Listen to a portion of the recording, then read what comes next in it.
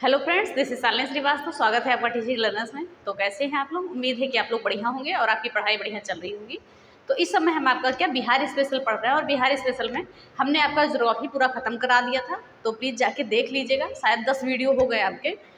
तो 10 वीडियो ज़्यादा समय की नहीं है, 15 मिनट, 20 मिनट, 16 मिनट, 15 मिनट ऐसे ही चीज़ें हैं। और ये आपका आज से हम शुरू कर रहे हैं बिहार की अर्थव्यवस्था। वो भी हम 2-3 वीडियो में ख़त्म करवा देंगे बिहार की अर्थव्यवस्था। तो बिहार की अर्थव्यवस्था का पहला हमने टॉपिक लिया है आपका कृषि और पशुपालन। ये दोनों हम अभी की क्लास में कंप्लीट करेंगे। हो सकता है आपको रोज़ की तरह ऊपर का नहीं दिख रहा होगा, क्योंकि फ़ोन की स्क्रीन छोटी है इसलिए नहीं दिख रहा होगा। तो कृषि एवं पशुपालन को आज खत्म करेंगे। जो भी लेटेस्ट डेटा है 2021 और 22 का जो आर्थिक सर्वेक्षण है उन सभी के बारे में हम बात करेंगे। उन्हीं के आधार पर ये डेटा को हम पढ़ेंगे, क्योंकि पहले का बदल चुका है। ठीक है, तो चलिए स्टार्ट करते हैं क्लास को। तो स्टार्ट करने से पहले अगर आप हमारे चैनल पर नए हैं तो प्लीज़ चैनल को सब्सक्राइब करें और ज़्यादा से ज़्यादा शेयर करें। देखिए, मैंने आपसे PDF डालने को कहा था, तो उसके लिए सॉरी अभी तक नहीं डाल पाए। डाल देंगे, बस थोड़ा सा तब तक देखिए, क्लास में डाल देंगे। और अगर आप हमारा सपोर्ट करते रहेंगे तो जैसा कि हमने कहा था कि हम 10 तारीख तक आपका भारतीय राष्ट्रीय आंदोलन में एक भी क्वेश्चन आपका बाहर नहीं जाने देंगे, वो और ये बिहार स्पेशल। देखिए, बिहार स्पेशल आपका इतिहास, भूगोल और अर्थशास्त्र जितनी भी चीज़ें हैं सारी चीज़ें पढ़ा देंगे और वहीं से आपके क्वेश्चन बनेंगे, अच्छे खासी मात्रा में बनेंगे। कोई ज़रूरी नहीं कि स्पेशली आपका बिहार स्पेशल नहीं दिया है, लेकिन ऐसा नहीं, हर इतिहास से भी आपके क्वेश्चन बिहार से उठेंगे, भूगोल से भी उठेंगे, ऐसी चीज़ें हैं। ठीक है, तो बिहार हो गया, वो बिहार कह रहे हैं भूगोल हो गया है, तो उसको अच्छे से देखिए। बस सपोर्ट हमारा बनाए रखें। अगर आपका सपोर्ट रहेगा तभी हम पूरा करा पाएंगे। और उम्मीद करते हैं कि अगर आपका सपोर्ट रहेगा तो 10 अगस्त से हम बिहार स्पेशल करंट अफेयर्स शुरू करेंगे और 5-6 वीडियो में हम आपका जनवरी से लेके पूरा जुलाई तक का ख़त्म करा देंगे। ओके, चलिए देखते हैं आगे हम। तो शुरू करते हैं, बात करते हैं हम बिहार की। ठीक है, कृषि के क्षेत्र में हम बिहार की बात करते हैं। तो बिहार क्या है? एक कृषि प्रधान प्रदेश है, क्योंकि यहाँ पर देखिए मैदानी भाग ज़्यादा है। तो हम बात करेंगे कृषि जो है, बिहार क्या है? कृषि प्रधान राज्य है। यहाँ पर क्योंकि ये मैदानी भाग ज़्यादा है, लगभग 95% मैदानी भाग है, और कहीं कहीं आप 96% भी लिखा पाएंगे, तो गलत नहीं है, दोनों सही है। ठीक है, कि बिहार क्या है? कृषि प्रधान देश है, प्रदेश है, देश आ रहा है। ठीक है, प्रदेश है। और क्या है, यहाँ पर मैदानी भाग ज़्यादा है, क्योंकि 95% मैदानी भाग है और लगभग कहीं कहीं 96% भाग लिखा हुआ है। और यहाँ जलोढ़ मृदा सर्वाधिक पाई जाती है। ठीक है, जलोढ़ मृदा सर्वाधिक पाई जाती है, इसीलिए कृषि उत्पादन ज़्यादा है। तो हम लिख सकते हैं कि जलोढ़ मृदा ज़्यादा पाई जाती है, ये उपजाऊ होती है जलोढ़ मृदा आपकी। ठीक है, तो इसी कारण क्या है, कृषि उत्पादन अधिक होता है यहाँ पर। फिर हम बात करेंगे कि अगर बिहार में हम देखें कि कुल जनसंख्या का ग्रामीण जनसंख्या कितनी है, तो 87.7% क्या है?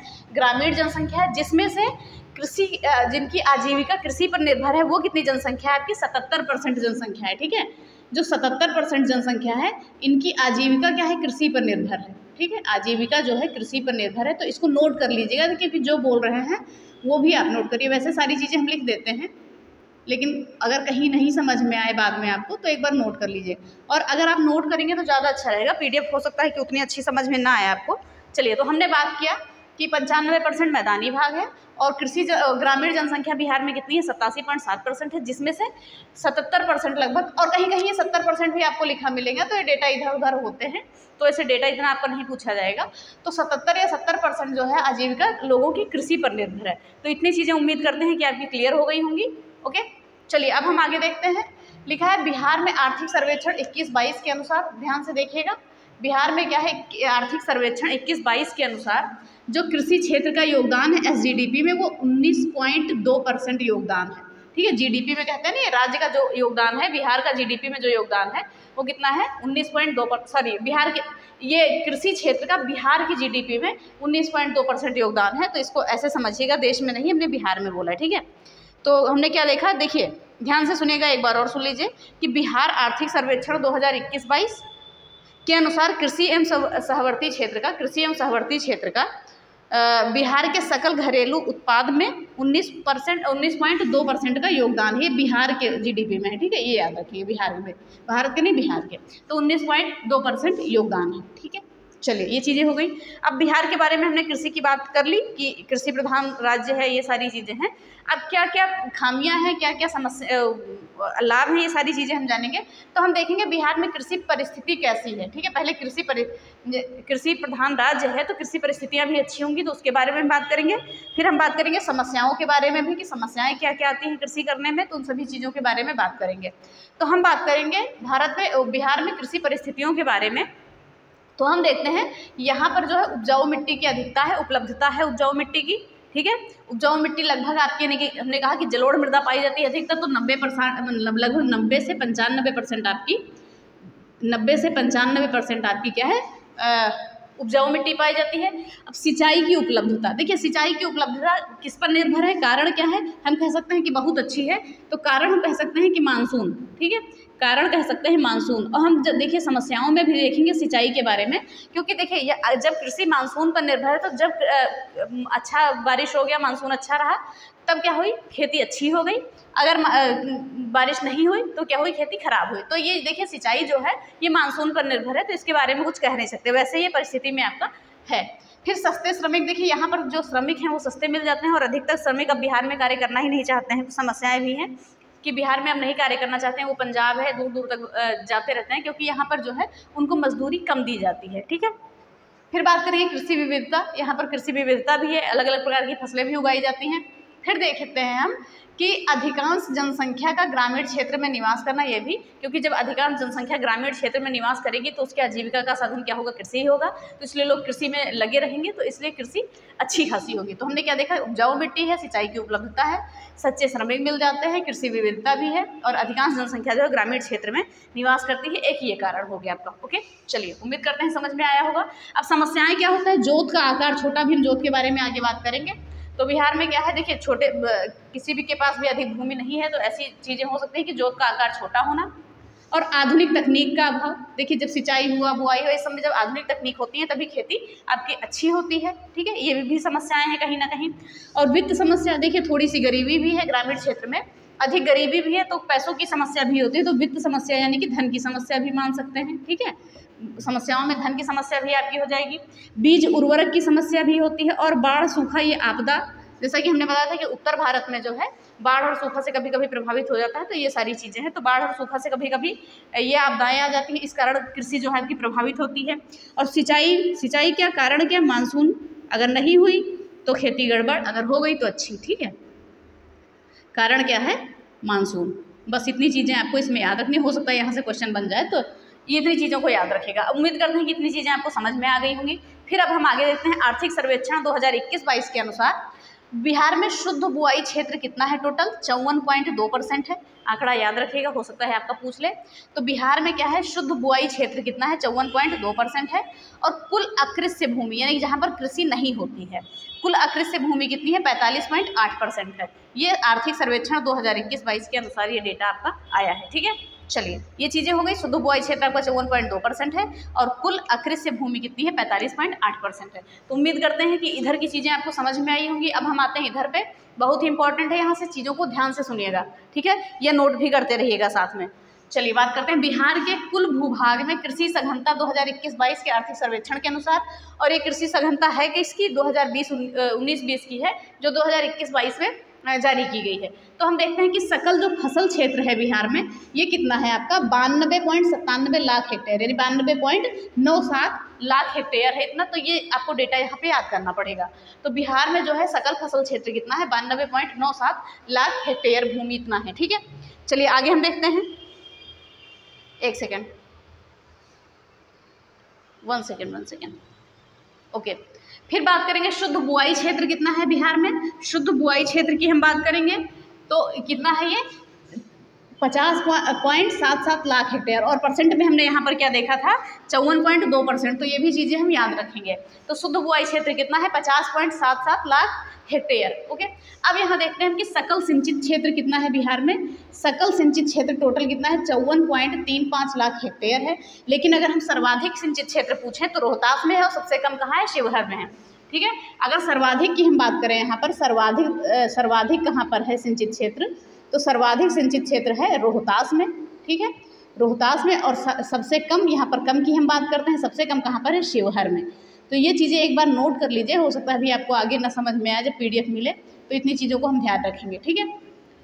तो लगभग 3 लाख हेक्टेयर के आसपास ये है, और 1 से कम ये है शिवहर में। तो डेटा आपका नहीं पूछा जाएगा, बस इतना पूछा जाएगा कि बिहार में सकल सिंचित क्षेत्र सर्वाधिक कौन सा है, रोहतास है, और सबसे कम कौन सा है, शिवहर है। तो ये चीज़ याद रखेंगे हम, ओके। चलिए देखते हैं सर्वाधिक कौन सा है, ये रोहतास हो गया सर्वाधिक आपका, और सबसे कम कौन सा हो गया, शिवहर हो गया। तो ये चीज़ें आप नोट कर लीजिएगा एक बार। तो हमने सकल सिंचित क्षेत्र भी देख लिया। अब फसल सघनता की हम बात करेंगे। फसल सघनता की हम बात करते हैं, एक सेकेंड। फसल सघनता के बारे में बात करेंगे तो कितना है, 144% है। तो सबसे ज़्यादा फसल सघनता कहाँ पर है, शिवहर में है। तो ये भी नोट करिएगा, सबसे अधिक फसल सघनता कहाँ पर है, शिवहर में है। और सबसे कम कहाँ पर है, गया में है। तो हम यहाँ पर कम ज़्यादा ऐसे ही लिख दे रहे हैं, तो इसी से अनुमान लगा लीजिएगा, ठीक है। बाकी क्लास को देख के अगर एक बार नोट्स बना लेंगे तो ज़्यादा सही रहेगा। तो सर्वाधिक फसल सघनता कहाँ पर है, शिवहर में है। और सबसे कम कहाँ पर है, गया में है। तो इन चीज़ों को हम याद रखेंगे। और फसल सघनता टोटल कितनी है, 144% है। तो सबसे ज़्यादा फसल सघनता कहाँ पर है, शिवहर में है, ज़्यादा यहाँ हमने लिखा है। और सबसे कम फसल सघनता कहाँ पर है, गया में है। और ये इसका ये अलग है, ठीक है। तो ये उम्मीद करते हैं चीज़ें समझ में आ गई होंगी। और सिंचित क्षेत्र सबसे ज़्यादा रोहतास में है और सबसे कम शिवहर में है। ओके, अब हम देखते हैं, जैसा कि हम देखते हैं कि पूरे भारत में हम देखते हैं जब कृषि पढ़ते हैं कि रबी, खरीफ, जायद ये सारी फसलें होती हैं। तो ऐसे ही बिहार में, हर राज्य में ही सेम फसलें, सेम सारी चीज़ें ऐसे ही होंगी। चलिए देखते हैं आगे। तो देखते हैं बिहार में फसल उत्पादन के प्रकार। तो कौन कौन से 3 प्रकार होते हैं, रबी की फसल, खरीफ की फसल और जायद की फसल, ठीक है। तो चलिए हम देखते हैं सबसे पहले क्या है, रबी की फसल। तो रबी की फसल जो आपकी अक्टूबर नवंबर माह में बोई जाती है, ठीक है। अक्टूबर नवंबर माह में बोई जाती है और कब काटी जाती है, मार्च अप्रैल में जो है काटी जाती है, ठीक है। तो ये चीज़ें आप समझ गए होंगे कि अक्टूबर नवंबर में बोते हैं और मार्च अप्रैल में जो है काटते हैं। और मुख्य फसलें कौन कौन सी हैं, गेहूं हो गया, चना हो गया, सरसों, मटर, आलू। जो ये क्वेश्चन आपके पूछे जाते हैं, रबी खरीफ फसल जायद जो भी है, यहाँ से क्वेश्चन 100% बनते हैं। बहुत ही इंपॉर्टेंट टॉपिक है ये। तो गेहूं, चना, सरसों, मटर, आलू, जौ, ये सब क्या है, रबी की फसल है। अक्टूबर नवंबर में आपकी बोई जाती है और मार्च अप्रैल में क्या है, काटी जाती है। फिर बात करें खरीफ फसल की, जून जुलाई में बोई जाती है। जैसा कि आप इस समय का देख रहे होंगे, इस समय आपकी धान की बुआई, वो रोपाई चल रही है, ठीक है। तो जून जुलाई में क्या है, ये आपका बोया जाता है और नवंबर दिसंबर में क्या है, ये फसलें काटी जाती हैं, ठीक है। ये चीज़ याद रखिए, जून जुलाई में बोई जाएंगी और नवंबर दिसंबर में फसलें क्या है, काटी जाएंगी। तो ये चीज़ें हमारे लिए हो गई। कुछ मुख्य फसल कौन सी है, धान जो इस समय आपकी रोपाई हो रही है, गन्ना हो गया, ज्वार हो गया, बाजरा हो गया, मक्का हो गया, अरहर आदि, ठीक है। ये चीज़ें हो गई खरीफ के फसल की। और जो रबी और खरीफ के फसल के बीच का जो 2-3 महीना होता है, वो हो जाता है जायद फसल। और जायद फसल को हम गर्मा फसल भी कहते हैं। तो यहाँ पर हम लिख देते हैं गर्मा फसल, ठीक है, गर्मा फसल, ये भी याद रखिएगा। तो हमने क्या देखा, जायद फसल का जो समय क्या होता है, अप्रैल मई में बोया जाता है, ठीक है। अप्रैल मई में ये बोया जाता है और जून जुलाई में क्या होता है, काटा जाता है, ठीक है। जून जुलाई में काट लिया जाता है, नहीं, जून जुलाई में फसलें खत्म होती हैं और अप्रैल मई में क्या है, बोया जाता है। तो ये क्या है, जब ये रबी और खरीफ के बीच का जो समय होता है, जो खेत खाली रहता है, उसी में ये जायद की फसलें बो देते हैं। इसमें सब्जियां हो गई आपकी, जो फुटकर चीज़ें हो गई, वो हो गई। जैसे मक्का हो गया, जो 2-3 महीने में तैयार हो जाता है आपका। जूट हो गया, जूट यानी कि बताइएगा जूट क्या होता है, पटसन होता है क्या। और मरुआ, तरबूज, ककड़ी, मूंग, लोबिया। देखिए लोबिया को बहुत जगह बोड़ा कहा जाता है, तो लोबिया अगर नहीं जान पाएंगे तो इसको बोड़ा भी कहते हैं, याद रखिएगा। और पत्तेदार सब्जियां, क्योंकि ये हरी सब्जियों का सीजन ही होता है, तो ये सारी चीज़ें हैं। तो हम देख लेंगे अप्रैल मई में बोई जाती है, जून जुलाई में फसलें खत्म हो जाती हैं, काट ली जाती हैं। और मक्का, जूट, मरुआ, तरबूज, ककड़ी, मूंग, लोबिया और पत्तेदार सब्जियां आदि क्या हैं, ये क्या है, जायद की या गर्मा की आपकी फसल है, ठीक है। गर्मा भी कहते हैं, तो इसको भी हम याद रखेंगे। और सर्वाधिक उपजाई जाने वाली फसल कौन सी है, बिहार में सबसे ज़्यादा क्या होता है, तो बिहार में सबसे ज़्यादा क्या होता है, धान। कहीं कहीं आपको चावल मिलेगा, तो कंफ्यूज मत होइएगा, धान से ही चावल निकलता है, ठीक है। और दूसरे नंबर पर गेहूं उत्पादन होता है यहाँ पर, ठीक है। तो ये चीज़ें हो गई। उम्मीद करते हैं कि आपको चीज़ें समझ में आ गई होंगी। अब हम अगले स्लाइड पे आते हैं, कुछ फसलों के बारे में देख लेंगे, विभिन्न जिलों को देखेंगे, कहाँ पर कौन सी फसल ज़्यादा होती है, क्या चीज़ें हैं, सभी चीज़ों को देखेंगे। तो उम्मीद करते हैं कि ये स्लाइड आपको समझ में आई होगी। तो एक बार आप स्क्रीनशॉट ले लीजिए या साथ साथ नोट करेंगे तो ज़्यादा अच्छा रहेगा, ठीक है। चलिए आगे देखते हैं। चलिए आगे हम देखते हैं, जैसा कि हमने फसलों को देखा, अब देखते हैं कि सबसे ज़्यादा उत्पादन किस फसल का किस ज़िले में होता है। यहाँ से आपके ऐसे क्वेश्चन बनते हैं। तो हम बात करते हैं, यहाँ पर ध्यान से देखिएगा कि शीर्ष उत्पादक जिले, ये आर्थिक सर्वेक्षण आपका 2021-22 के अनुसार है, तो लेटेस्ट आपका डेटा है, याद रखिएगा। तो हम बात करें गेहूं और चावल की, हम बात करें तो ये कहाँ पर होता है आपका, सबसे ज़्यादा रोहतास में होता है। गेहूं और चावल सबसे ज़्यादा रोहतास में होता है। और बिहार में सबसे ज़्यादा उत्पादन किस फसल का होता है, चावल का, और उसके बाद किसका होता है, गेहूं का होता है, ठीक है। अगर हम एक बात करें कि उत्पादक, ये तो हमने देखा कि सबसे ज़्यादा उत्पादन वाले जिले हो गए, कौन सा आपका, रोहतास, गेहूं और चावल में। और गेहूं की सर्वाधिक उत्पादकता कहाँ पर होती है आपकी, बेगूसराय में। और चावल की होती है चंपारण में, पश्चिमी चंपारण में। तो इसको नोट कर लीजिएगा एक बार, लिखने की जगह नहीं है। तो अगर उत्पादन की बात पूछेंगे तो सबसे ज़्यादा उत्पादन आपका रोहतास करता है, लेकिन उत्पादकता की बात करेंगे तो गेहूं का करता है बेगूसराय और चावल का करता है पश्चिमी चंपारण। ठीक है, उत्पादकता ये करता है। फिर बात करेंगे मक्का सबसे ज़्यादा कहाँ पर होता है, कटिहार में होता है। और उत्पादकता वाला सबसे ज़्यादा जिला कौन सा है आपका, अररिया है। फिर बात करेंगे दलहन का, दलहन सबसे ज़्यादा कहाँ होता है, पटना में होता है। और उत्पादकता के मामले में जो है जहानाबाद सबसे ज़्यादा है। चलिए हम यहाँ पर अभी लिख देते हैं, तो ये रेड पेन से हम लिख देंगे तो ध्यान से देखिएगा। गेहूं में हम बेगूसराय डाल रहे हैं, ये उत्पादकता वाला है, याद रखिएगा बेगूसराय इसमें उत्पादकता ज़्यादा है। ठीक है, उत्पादकता। चावल पश्चिमी चंपारण, मक्का आपका हो जाएगा पटना और दलहन हो जाएगा अररिया। ठीक है, सही लिखा है गलत लिखा है बताइएगा। ठीक है, सही अररिया और जहानाबाद, सॉरी पटना नहीं, अररिया और जहानाबाद है। तो मक्का आपका अररिया है और दलहन आपका जहानाबाद है। सॉरी मक्का कहाँ पर है आपका, अररिया। उम्मीद करते हैं कि समझ में आ रही है, नोट कर लीजिएगा। और दलहन आपका कहाँ पर है, जहानाबाद। ओके, तो ये उत्पादकता वाले जिले हैं। गेहूं बेगूसराय में सबसे उत्पादकता गेहूं की सबसे ज़्यादा बेगूसराय में है, और चावल की पश्चिमी चंपारण में, और मक्का की अररिया में, और दलहन की जहानाबाद में। ठीक है, तो ये चीज़ें हो गई। चलिए आगे हम बात करेंगे। यहाँ पर मखाना सबसे ज़्यादा कहाँ पर होता है, मधुबनी में होता है। और आपके बिहार के जो है मिथिला मखाना को GI टैग भी प्राप्त है, तो इसको भी याद रखेंगे। तो मखाना सर्वाधिक कहाँ पर होता है, मधुबनी में। और गन्ना जो है सबसे ज़्यादा कहाँ पर होता है, पश्चिमी चंपारण में। और पूरे बिहार में जितना भी गन्ना उत्पादित होता है उसका 55% गन्ना आपका पश्चिमी चंपारण में उत्पादित हो जाता है, याद रखिएगा। पूरे बिहार के उत्पादन का 55% गन्ना कहाँ पर हो जाता है आपका, पश्चिमी चंपारण में। फिर बात करेंगे तंबाकू सबसे ज़्यादा कहाँ पर होता है, दरभंगा में होता है। तंबाकू सबसे ज़्यादा उत्पादन कहाँ पर होता है, दरभंगा में होता है। फिर हम बात करेंगे सबसे ज़्यादा लीची कहाँ पर होती है, मुजफ्फरपुर में।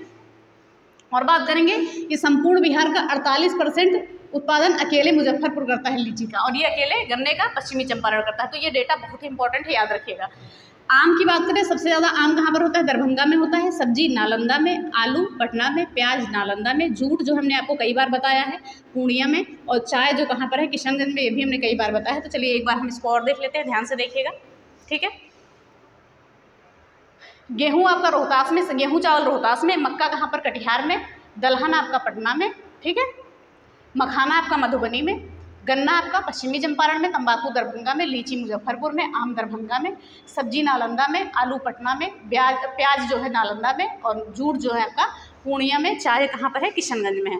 तो इतनी चीज़ें उम्मीद करते हैं कि आपको याद होंगी। और हम बात करें उत्पादन की दृष्टि से बिहार के प्रमुख 3 फल कौन से हैं, यहाँ पे जगह नहीं बची थी, यहाँ देख लीजिए। बिहार में सबसे ज़्यादा फल कौन सा होता है, केला। उसके बाद कौन सा होता है, आम होता है। उसके बाद कौन सा होता है, अमरूद होता है। तो केले का कितना उत्पादन होता है, 19.8 लाख टन होता है। आम का होता है 15.15 लाख टन होता है, और अमरूद का 4.3 लाख टन होता है। तो इसको हम याद रखेंगे। ठीक है, ये वहाँ पे जगह छूट गई थी, मोस्ट इंपॉर्टेंट है, याद रखिएगा। केला, आम, अमरूद। केला 19 लगभग अगर हम अप्रॉक्स करते हैं तो 20 लाख टन, 16 लाख टन और 4 लाख टन। ठीक है, तो इतनी चीज़ें होती हैं, ये उत्पादित होती है यहाँ पर ये चीज़ें। अगर हम बात करें बिहार में जो कुल खाद्यान्न उत्पादन है पूरे भारत का कितना है, तो पूरे भारत का 6.6% है। तो 6.6% हम यहाँ पर लिख देते हैं आपका कि बिहार का जो खाद्यान्न है, देखिए चीज़ें छूट गई थी। बिहार का खाद्यान्न है जो, ये नोट कर लीजिएगा, बिहार खाद्यान्न के मामले में भारत का 6.6% उत्पादन करता है। ठीक है, भारत का 6.6% उत्पादन करता है। जितना कुल भारत में उत्पादन होता है उसका 6.6% बिहार उत्पादन करता है, याद रखेंगे हम। ठीक है, तो इन चीज़ों को भी याद रखिएगा। तो ये चीज़ें हो गई हैं आपकी, ये समझ गए हैं कि कहाँ पे ज़्यादा उत्पादित होती हैं फसलें, और फल के बारे में भी जान गए। अब आप सुनेंगे यहाँ पर एक चीज़ और देखेंगे कि कृषि एवं सहवर्ती क्षेत्र की हम बात करें इसके मामले में, तो 2016-17 के मामले में 2020-21 में वृद्धि हुई है। कितनी, 2.1% वृद्धि हुई है। तो ये वृद्धि याद रखिएगा कि कृषि एवं सहवर्ती क्षेत्र यानी कि उत्पादन के मामले में वृद्धि कहाँ पर हुई है, सहवर्ती क्षेत्र में 2016-17 के मामले में 2020-21 में 2.1% की वृद्धि हुई है। तो इतनी चीज़ों को हम याद रखिए। फिर बात करेंगे कृषि कर्मण पुरस्कार। ठीक है, जब तक का मुझे डेटा प्राप्त है तब तक के इसे 5 बार ये पुरस्कार प्राप्त हुआ है, ध्यान से देखिएगा। कृषि कर्मण पुरस्कार जो है 5 बार प्राप्त हुआ है बिहार को। कृषि कर्मण पुरस्कार 2012 से अब तक 5 बार प्राप्त हुआ है। 2011-12 में चावल के लिए मिला था इसे, 2012-13 में गेहूं के लिए, और 2015-16 में मक्का के लिए, फिर 16-17 में मक्का के लिए, और 17-18 में गेहूं के लिए। तो कृषि कर्मण पुरस्कार बिहार को 5 बार प्राप्त हुआ है जब तक का मुझे डेटा प्राप्त है। ठीक है। 2011-12 में चावल के लिए, 2012-13 में गेहूं के लिए, 15-16 में मक्का के लिए, 16-17 में भी मक्का के लिए और 17-18 में भी मक्का के लिए। ऐसे पूछ लिया जा सकता है आपका कि बिहार को 2012-13 में किस फसल के लिए कृषि कर्मण पुरस्कार दिया गया था, तो ऐसे क्वेश्चन आपके बन सकते हैं। ठीक है, चलिए हम कृषि रोड मैप की बात करेंगे। तो ये जब तक का 4 बार दिया रोड मैप 4 बार बनाया जा चुका है, 1 सेकेंड, 4 बार जो है तैयार किया जा चुका है, क्रियान्वयन इसका किया जा चुका है। तो हम बात करेंगे पहली बार कब क्रियान्वयन किया गया था, 2008 से 12 में, दूसरी बार 2012 से 17 में किया गया था इसका क्रियान्वयन कृषि रोड मैप का, याद रखिएगा 4 बार किया जा चुका है। और तीसरा जो है 2017 से 22 तक किया गया था, लेकिन इसका कार्यकाल बढ़ाकर 23 कर दिया गया था। और 13 जिलों में जैविक कॉरिडोर बनाए जाने की बात की गई है। 2017 से 22 के ही कार्यकाल में बात की गई थी कि 13 जिलों में जैविक कॉरिडोर बनाए जाएंगे। फिर हम बात करें चौथा जो कृषि रोड मैप है, ये 2023 से 28 तक का है। ठीक है, यानी कि 1 अप्रैल से इसकी वैलिडिटी कितनी है, 31 मार्च तक। ठीक है, 1 अप्रैल 2023 से 31 मार्च 2028 तक। ठीक है, इसकी वैलिडिटी क्या है, तो ये क्रियान्वित रहेगा 2023 से 28 तक। ठीक है, तो उम्मीद करते हैं ये चीज़ें समझ में आई होंगी। तो ये चीज़ें भी आपको याद रखनी जरूरी है कि अगर क्वेश्चन बन जाते हैं तो आप बता पाएँ। फिर बात करेंगे बिहार में जोत का आकार क्या होता है। ठीक है, तो अगर हम औसत आकार देखें, बिहार में जोत का जो है औसत आकार कितना होता है, 0.39%। याद रखिएगा, अगर औसत आकार आपसे पूछ लेता है तो 0.39% औसत आकार होता है। और चलिए आकार के बारे में बात करें तो सीमांत जोत, लघु जोत, अर्ध मध्यम जोत और मध्यम जोत, ये 4 प्रकार के जोत होते हैं। तो जो सीमांत जोत वाले किसान होते हैं ये कौन कौन से होते हैं, 1 हेक्टेयर से कम भूमि वाले होते हैं। लघु जोत होते हैं 1 से 2 हेक्टेयर होती है इनके पास। अर्ध मध्यम जोत वाले होते हैं 2 से 3 हेक्टेयर वाले। और मध्यम जोत वाले होते हैं 4 से 10 हेक्टेयर इनकी भूमि होती है। तो इतनी चीज़ों को हम याद रखेंगे। ठीक है, ओके।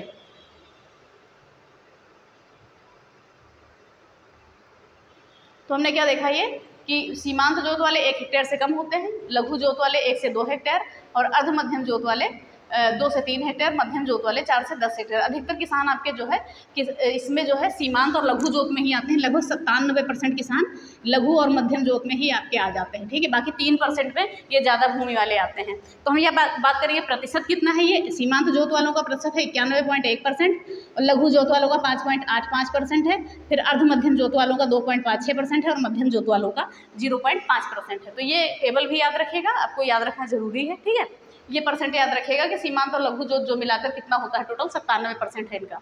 अब हम बात करेंगे सिंचाई की। तो फसल की बात हो गई, सारी कृषि की बात हमने कर ली। ठीक है, क्या क्या कहाँ पर कैसे होता है, सारी चीज़ों के बारे में हमने बात कर लिया। अब हम बात कर रहे हैं जहाँ जहाँ से क्वेश्चन बनते हैं उन्हीं चीज़ों के बारे में हमने बात की है। अब हम बात करेंगे सिंचाई में। तो देखिए बिहार में सिंचाई हम 4 प्रकार से कर लेते हैं, नलकूप द्वारा कर लेते हैं, नहरों से भी, तालाब से भी और अन्य माध्यम भी जो छोटे मोटे हो जाते हैं इंजन के माध्यम से, ये भी हम बात कर लेते हैं। तो सबसे ज़्यादा जो है नलकूप से सिंचाई होती है। तो इसका परसेंटेज 63.9% लिखा है, कहीं कहीं अगर 64% आ जाएगा तो इसके ये जो है सही है, गलत मत मानिएगा इसको। तो सबसे ज़्यादा नलकूप से सिंचाई की जाती है 63.9%, यानी कि हम 64% मान सकते हैं। और कहाँ पर की जाती है ये बताइए। ओके, ये की जाती है आपकी सबसे ज़्यादा सिंचित क्षेत्र नलकूप से कौन सा है, सबसे ज़्यादा सिंचित क्षेत्र नलकूप से समस्तीपुर है। ठीक है, सबसे ज़्यादा सिंचित क्षेत्र कौन सा है, समस्तीपुर है। नलकूप से सबसे ज़्यादा सिंचित क्षेत्र, सबसे ज़्यादा सिंचित क्षेत्र नलकूप से कौन सा है, आपका समस्तीपुर है। और फिर नहरों की बात करें, नहरों से सिंचित क्षेत्र कितना है, 30.6%। अगर कहीं कहीं 37% भी लिखा आ जाए तो सही होगा। और ये आपका कौन सा है, ये आपका रोहतास होगा। नहरों द्वारा सिंचित क्षेत्र सबसे ज़्यादा, 1 सेकेंड, हाँ रोहतास होगा। ये नहरों ज़्यादा सबसे ज़्यादा सिंचित क्षेत्र है, ये भी याद रखेंगे। और फिर बात करें तालाब से 2% सिंचाई होती है और अन्य से 0.3% सिंचाई होती है। तो सबसे ज़्यादा नलकूप से और सिंचित क्षेत्र सबसे ज़्यादा समस्तीपुर है और नहरों से 30.6% और ये रोहतास है सबसे ज़्यादा सिंचित क्षेत्र। उसके बाद तालाब से 2%, अन्य से 0.35%। और अभी हमने आपको पिछली स्लाइड में बताया था कि सकल सिंचित क्षेत्र बिहार में कितना है, ये कितना है 54.35%। ठीक है, 54.35 लाख हेक्टेयर था। ठीक है, ये परसेंट था, ये लाख हेक्टेयर में था, ये बताइएगा। ये लाख हेक्टेयर में था, परसेंट में नहीं था। ठीक है, तो इतना था। और हमने ये बात की थी कि सबसे ज़्यादा कौन सा था सिंचित क्षेत्र आपका, तो यहाँ पर सबसे ज़्यादा सिंचित क्षेत्र आपका आया था, वो हमने बताया था अभी। बताइएगा कमेंट बॉक्स में कमेंट करके, और सबसे कम और सबसे ज़्यादा। ठीक है, तो चलिए बता देते हैं। सबसे जो ज़्यादा था आपका वो कौन सा था, रोहतास, और सबसे कम कौन था, शिवहर था। तो देख लीजिएगा, कंफर्म कर लीजिएगा, भूल ले तो नहीं है। चलिए देख लेते हैं एक बार। रोहतास और शिवहर ही था। तो सबसे ज़्यादा सिंचित क्षेत्र कौन सा था? रोहतास था, जैसा कि हमने बताया था आपको। और सबसे ज़्यादा पे हमने ये निशान लगा दिया है, और सबसे कम कौन था? शिवहर था, ये निशान लगा दिया। ये लगभग 3.74 लाख हेक्टेयर इतना था, और ये 0 पॉइंट करके कुछ 3.9 करके ऐसे करके था शिवहर। ठीक है, तो ये आंकड़े आपके नहीं पूछे जाएंगे, बस इतना याद रखिएगा कि सबसे ज़्यादा सिंचित क्षेत्र कौन सा है? आपका रोहतास है, और सबसे कम कौन सा? शिवहर है। तो ये हो गई आपकी कृषि और सिंचाई। अब हम देखेंगे पशुपालन को। तो कृषि और सिंचाई में जो भी क्वेश्चन है यहीं से बनेंगे, अब इससे ज़्यादा आपका कहीं से नहीं बनेगा। ठीक है, तो इन चीज़ों को आप देख लीजिए, लिख लीजिए, स्क्रीनशॉट लीजिए। अब हम थोड़ा सा पशुपालन को भी देख लेते हैं, फिर क्लास को ख़त्म करते हैं।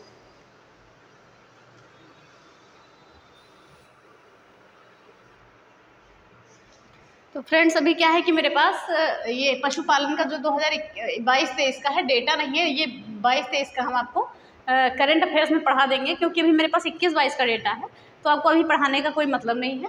तो अगर अभी पढ़ाएंगे तो फिर से आपको पढ़ना पड़ेगा, तो ये हम आपको करंट अफेयर्स में पढ़ा देंगे। ठीक है, करंट अफेयर्स में ये पशुपालन आपका जो 2022-23 का डेटा है, इसे हम पढ़ा देंगे उसमें। और जो हमने अभी कृषि में आपको पढ़ाया है, 2021-22 का डेटा पढ़ाया है। ठीक है, 2021-22 का पढ़ाया है, और इसका 22-23 का डेटा है हम आपको पढ़ाएंगे किसमें? करंट में। ठीक है, तो ये आप 10 तारीख के बाद हम आपको पढ़ा देंगे। तो अभी 21-22 का पढ़ाने का मतलब नहीं है, और कृषि जो पढ़ाई गई है उसको अच्छे से पढ़ लीजिएगा, उसमें ज़्यादा चेंजेस नहीं है। तो जब 2022-23 का लाएंगे, जो भी डेटा चेंज करने वाला होगा उसको वहीं पर आप चेंज कर लीजिएगा। कभी कभी पिछला डेटा भी पूछ लेता है। तो चलिए, आज के लिए इतना ही। ठीक है, जब आप लेटेस्ट डेटा होगा तो हम बता देंगे आपको, क्योंकि आज मेरे पास था नहीं। चलिए देखते हैं, बंद करते हैं, सॉरी, वीडियो यहीं पे ख़त्म करते हैं। तो अगर वीडियो पसंद आई है तो प्लीज़ वीडियो को लाइक करिए, शेयर करिए, और चैनल को सब्सक्राइब करें, साथ में बेल आइकन दबाना ना भूलें। धन्यवाद, जय हिंद। और आप हमारे नोटिफिकेशन के लिए टेलीग्राम चैनल को ज्वाइन कर सकते हैं। धन्यवाद, जय हिंद।